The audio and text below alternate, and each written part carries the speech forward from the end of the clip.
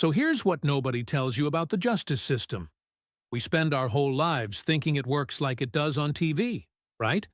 Evidence gets collected, lawyers argue, jury decides, case closed. Clean. Simple. Justice served. And then you look at a case like this one and you realize how many things have to go exactly right for that system to actually work.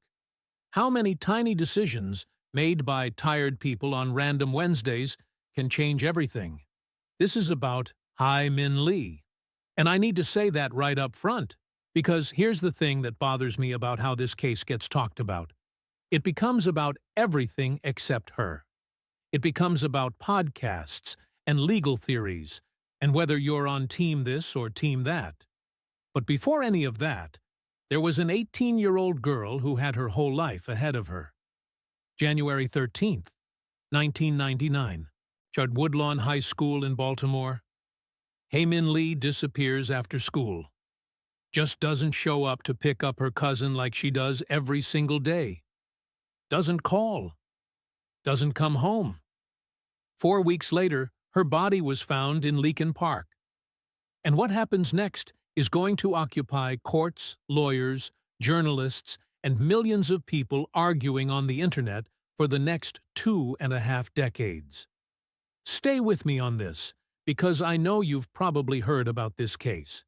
Maybe you listened to that podcast everyone was obsessed with back in 2014.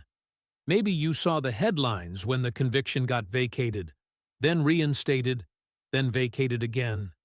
Maybe you're already rolling your eyes thinking you know how this goes. But I'm telling you, the more you actually look at what happened here, the less certain you become about anything. Hae Min Lee was a senior at Woodlawn High School, honor student, athlete, worked at lens crafters. She was the kind of kid who had actual plans, you know? Not just vague ideas about the future, but specific goals. She was going to go to college. She took school seriously in a way that... Look, when you're 18, most of us are just trying to figure out what's for lunch. Her family had immigrated from South Korea. She was navigating 2 cultures, 2 sets of expectations. She kept parts of her life separate because she had to. Her family didn't know she was dating. In her family's traditional framework, that wasn't something you did in high school. She was dating Adnan Syed, also a senior at Woodlawn. Popular guy, good student, athlete, EMT volunteer. By most accounts, everyone liked Adnan. They'd been together for a while, at least by high school relationship standards. And, like a lot of high school relationships, it ended. They broke up, got back together, broke up again. By late 1998, early 1999, Hae had moved on. She was seeing someone new. Don, a guy she worked with at Lens Crafters. And this is where I need you to really hear me. Because in so many tellings of this story, Hae becomes just a plot point, the victim in a murder mystery. But she was navigating complicated family dynamics, maintaining her grades, working a job, and trying to figure out who she was. She wrote in her diary. She had friends. She had a little cousin she picked up from school every day without fail. That's who disappeared on January 13th, 1999. So it's a Wednesday. Normal day at Woodlawn High. Hae's last class ends at 2:15. Multiple people see her after school. She's supposed to pick up her cousin from elementary school by 3:15. She's never late for this. Never. She doesn't show up. Her family starts calling around immediately. This isn't like Hae. By that evening, they're calling the police. Now, here's where you start seeing the first cracks in how things work versus how they're supposed to work. Hae is 18. Technically an adult. Police initially treat this as a possible runaway situation. But everyone who actually knew Hae is saying, no, you don't understand. She wouldn't just leave. She had wrestling matches to go to. She was the manager of the wrestling team. She had work scheduled. She had that cousin to pick up. The police start investigating, but they're not treating it as urgent. Not yet. Her car is missing. She's missing. Days are going by. Her friends are freaking out. They're calling each other. They're calling her pager over and over. They're trying to figure out where she could be. Someone calls Don, the new boyfriend. He's worried, but says he was at work that day. He has an alibi. Someone calls Adnan, the ex-boyfriend. He says, yeah, he saw her at school, but not after. Says he was at track practice later that afternoon. Weeks go by. Then on February 9th, someone who's definitely not just randomly walking through Leakin Park, a place with a reputation, the kind of place people dump things they don't want found, discovers Hae's body. Partially buried. She'd been strangled. This is now a murder investigation. Okay, so the police have a murdered teenager. They need to solve this. And here's where we get into the stuff that's going to make you uncomfortable if you really believe the system works the way it's supposed to. They look at the most statistically likely suspect first, which, fine, that's actually logical. When a young woman is killed, it's often someone she knew, often an intimate partner or ex-partner. So they look at Don, the current boyfriend. He was at work. His time card shows it. The manager confirms it. This is 1999, so there's a physical time card punched in and out. They look at Adnan. He doesn't have a solid alibi for the entire window when Hae disappeared. He says he was at school, maybe at the library, then at track practice. It's fuzzy, but also, it's a random Wednesday from weeks ago. How many of us could account for every hour of a random Wednesday from a month ago?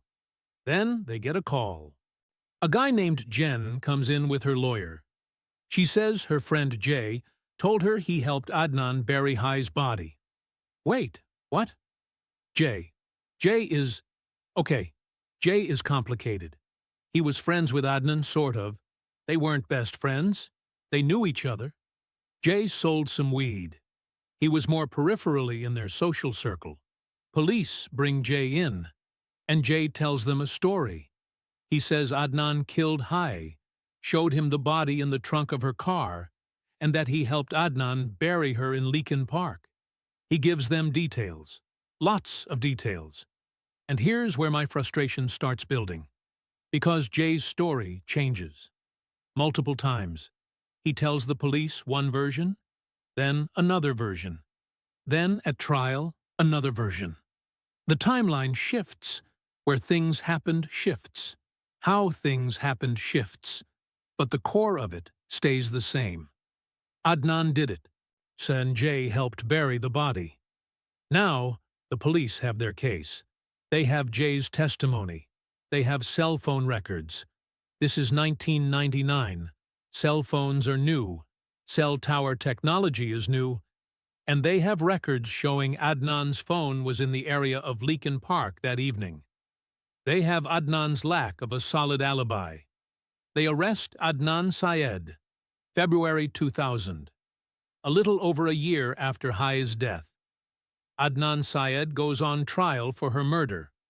The prosecution's case relies heavily on Jay. He's their star witness. He testifies that Adnan told him he was going to kill Hae. Adnan called him from Best Buy and showed him Hae's body in the trunk of her car. They drove around, went to various places, and eventually buried her body in Leakin Park that night. The cell phone records supposedly corroborate Jay's testimony. An AT&T engineer testifies about which towers Adnan's phone pinged that day. There's no physical evidence linking Adnan to the crime scene. No DNA, no fibers, no fingerprints, nothing under Hae's fingernails. This is important, right? But the prosecution says that doesn't matter because Jay witnessed the whole thing. The defense is, look, this is painful to talk about because Hae's family deserves to have had every single person in that courtroom doing their absolute best job. And there are serious questions about whether Adnan's defense attorney Christina Gutierrez, did that. She doesn't call Asia McClain, a potential alibi witness who says she saw Adnan in the library right after school, during the time the prosecution says he was murdering Hae. Gutierrez never contacts her. Asia writes letters to Adnan, offering to testify. Gutierrez doesn't call her. She doesn't properly challenge the cell tower evidence. Years later, experts will say the technology was not reliable for determining location the way it was used in this trial. Even the FBI will later say, you can't use cell tower pings the way they were used here. But, at trial, not effectively challenged. She doesn't bring up Don's time card situation. Years later, people will question whether that time card was accurate, whether it could have been manipulated. At trial?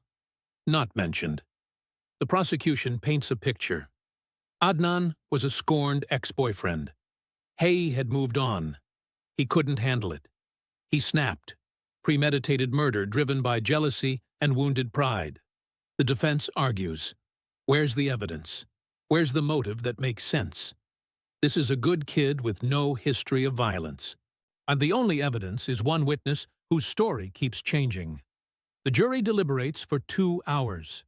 2 hours. They convict Adnan Syed of first-degree murder. He's sentenced to life in prison plus 30 years. He's 17 years old when Hae is killed. He's 18 at trial.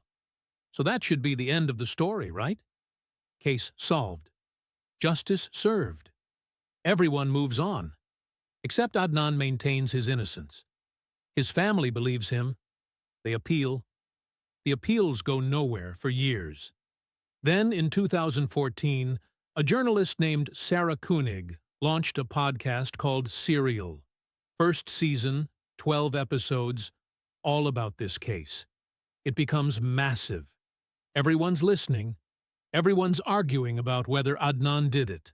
The case becomes a cultural phenomenon. And look, I have mixed feelings about this, because on one hand, that attention leads to the case being re-examined. New evidence comes to light.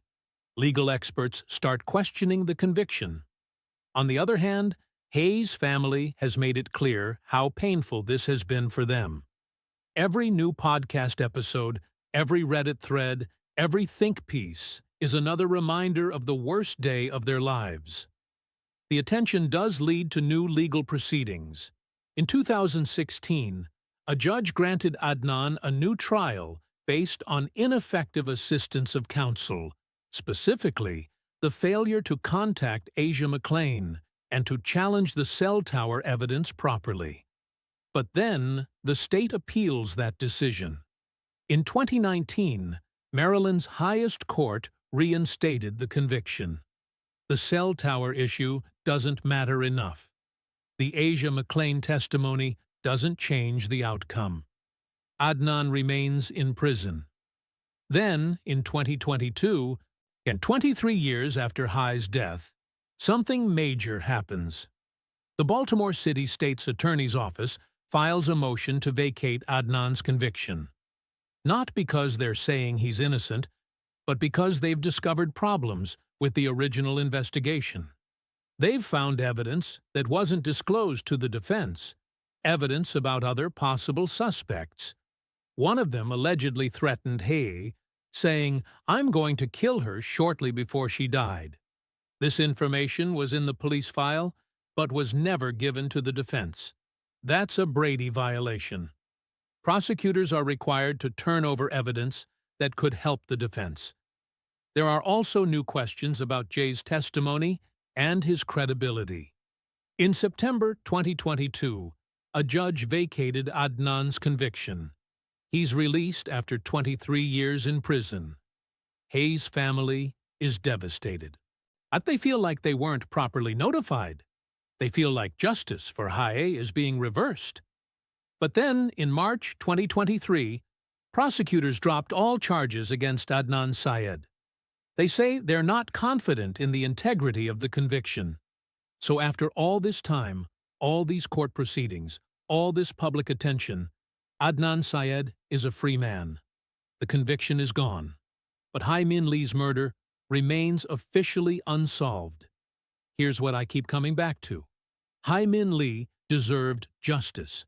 Real justice. And real justice requires a system that actually works. It requires investigators who follow every lead, not just the convenient ones. It requires prosecutors who care more about getting it right than getting a conviction. It requires defense attorneys who do their job completely. It requires judges and juries who understand the evidence properly. And when you look at this case, you see so many points where the system didn't work the way it should. Maybe Adnan did kill Hae. Maybe the jury got it right, and all these procedural problems are just technicalities that don't change the fundamental truth. Maybe Jay, despite his inconsistencies, was telling the truth about the core facts. Or maybe tunnel vision led police to ignore other possibilities. Maybe a teenager spent 23 years in prison for something he didn't do. Maybe the person who actually killed Hae has been free this entire time.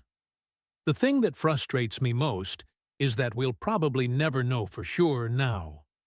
The original investigation was flawed enough that even if Adnan did it, the conviction couldn't stand up to scrutiny. Evidence is gone. Memories have faded. 25 years have passed. Hae's family deserves answers. They deserve certainty. They deserve to know that the person responsible for taking their daughter away is actually held accountable. Adnan, if he's innocent, lost 23 years of his life. If he's guilty, well, he's free now. And that's its own kind of injustice to Hae. The case remains open. Baltimore police say they're still investigating. But realistically, after a quarter century, with a contaminated investigation, with key evidence mishandled or unavailable? I think about Hae Min Lee, the actual person, not the case. She was 18. She had dreams. She was going to go to college, build a life, become whoever she was meant to become. Someone took that away from her on a January day in 1999. And everything that came after, the investigation, the trial, the appeals, the podcast, the documentaries, the millions of words written and spoken about this case, none of it brings her back. None of it gives her family the closure they deserve. That's the real tragedy here. Not just that Hae was killed, but the system that was supposed to find the truth and deliver justice couldn't do it cleanly. It stumbled and fumbled and left everyone, Hae's family, Adnan's family, everyone involved, without real answers. We want these cases to be neat. We want them to make sense. We want to point at evidence and say, there, that's what happened, case closed. But sometimes the truth is messier than that. Sometimes the system fails in ways that make it impossible to ever really know. And sometimes an 18-year-old girl who should have lived a long, full life becomes instead a case that people argue about online. That's not justice. That's not closure. That's just sad. Hae Min Lee deserved better than this. She deserved to live. And failing that, she deserved an investigation and trial that actually gave everyone involved, including her family, real answers. Whatever the truth is, wherever it lies in this complicated mess of testimony and evidence and legal proceedings, that truth matters. Because Hae mattered. Remember that. Through all the legal arguments and true crime fascination and debates about reasonable doubt, there's a real person at the center of this. Someone's daughter. Someone's friend. Someone who deserved so much more than she got. If you made it to the end, thank you for watching. If you want more deep-dive true crime stories told with detail and respect, subscribe to the channel and turn on notifications. A new case is coming soon.